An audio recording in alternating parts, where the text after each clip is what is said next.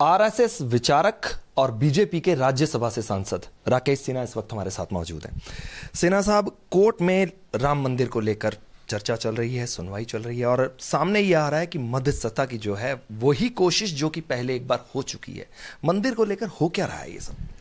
देखिए, बार बार टाल मटोल करने से समस्या का निदान नहीं होता है।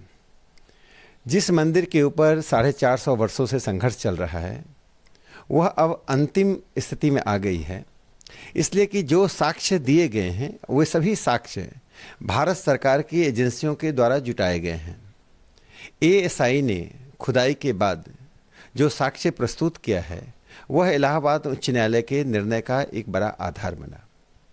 जो लिखित हैं, जो आर्कियोलॉजिकल सर्वे ऑफ इंडिया के द्वारा साक्ष्य जुटाए गए हैं और जो भारत की विरासत और संस्कृति से जुड़े हुए प्रमाण हैं, सभी इस निष्कर्ष पर ले जाता है कि वहाँ मंदिर था और देश में एक आम सहमति भी बन रही है।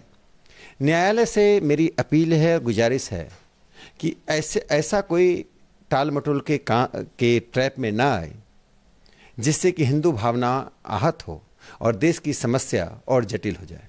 मध्यस्थता का कोई रास्ता आप देखते हैं? क्योंकि एक बार कोशिश पहले भी हो चुकी है, आपके एजेंडे में भी रहा है राम मंदिर का चर्चा, और साथ ही साथ अध्यादेश पहले ही पूरी तरह से मना हो चुका है कि अध्यादेश नहीं लाएंगे हम।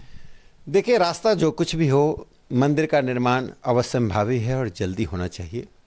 मोहन भागवत जी ने साफ तौर पे कहा कि चुनाव के दौरान, चूँकि लोकतंत्र का एक बड़ा पर्व है और लोकतांत्रिक पर्व में कोई अड़चन ना आए, उसका नुकसान राजनीतिक व्यवस्था को ना हो, इसलिए आंदोलन को तब तक के लिए विश्व हिंदू परिषद ने, संघ ने स्थगित किया है।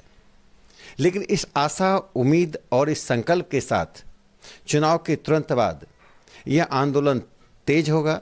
सरकार जो भी बनेगी, मंदिर की बाध्यता बनी रहेगी और मंदिर निर्माण के लिए जो जनमत तैयार हुआ है वह जनमत सिर्फ हिंदुओं का नहीं है।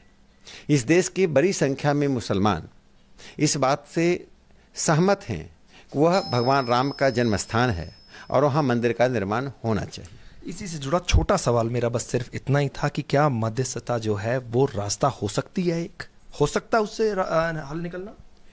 देखिए, मध्यस्थता के अनेक प्रयास हुए और यदि कोई प्रयास करता है तो उस प्रयास पे कोई अड़चन डालने का प्रश्न नहीं उठता है।